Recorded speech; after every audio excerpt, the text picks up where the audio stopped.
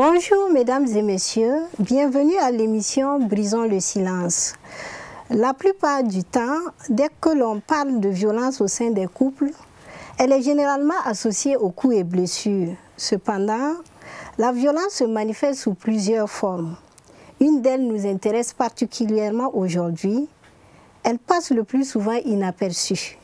Il s'agit de la violence verbale. Et pour en parler, nous recevons sur ce plateau Madame Karidia Senka Dramé. Elle est psychologue et communicatrice, directrice de Perfect Communication. Bonsoir, chers invités, et bienvenue sur ce plateau. Bonsoir, merci. Madame Senka, que faut-il entendre par violence verbale? Lorsqu'on parle de violence verbale, ça veut dire que la personne utilise des mots qui peuvent injurier, qui peuvent constater un fait négatif, qui peuvent exprimer un défaut d'un individu, d'une famille ou d'une culture. Et dans le cadre donc des différentes formes de violence verbale, on voit que ça peut être adressé d'abord au physique de la personne pour injurier ou pour dénigrer. Ça peut être lié à un questionnement pour poser des questions pour dire si est-ce que la personne est bête, ainsi de suite. Si tu fais ça, est-ce que tu es méchant? Ce sont des questionnements à caractère de méditation qui amènent les gens donc à réfléchir. Et toutes ces formes de violence-là sont en fait exprimées par des mots. Est-ce que le fait de bouder son conjoint ou sa conjointe est une forme de violence verbale? Non, parce que lorsqu'on boude, on n'a pas clairement exprimé un sentiment, une émotion avec des mots. On rumine des choses en nous. C'est comme si nous sommes nous-mêmes incommodés dans notre rapport à l'autre. Et cette situation d'incommodation amène nous-mêmes à nous poser des questions intérieures, des fois qui sortent par des bouderies. Souvent, ça peut durer beaucoup de temps et souvent, ça rend l'atmosphère lourde au sein des couples. Donc, bouder, en fait, ce n'est pas encore suffisamment exprimé. Ça veut dire que quelqu'un qui boude, la personne n'a pas encore appris à s'affirmer. La personne n'a pas encore appris à préciser ses idées.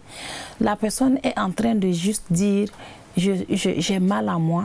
Je souffre en moi, j'ai des difficultés en moi, je ne sais pas comment résoudre ces problèmes. C'est ça la bouderie. Madame Senka, la violence verbale commence souvent par une phrase ou par certains propos presque banals adressés à son conjoint ou à sa conjointe. Quand faut-il commencer à s'en inquiéter? C'est un phénomène en fait qui commence des fois banalement, comme vous l'avez dit, juste une parole inconsidérée, mais qui en fait crée plusieurs fichiers de cette même parole négative. Donc à force justement d'écouter souvent le même fichier, le fichier est enregistré plusieurs fois en fréquence élevée dans la conscience de l'autre. Donc du coup, la personne finit par manquer de confiance en elle, par comprendre qu'en fait, on ne voit que ses défauts. Est-ce qu'on apprécierait un jour ses qualités?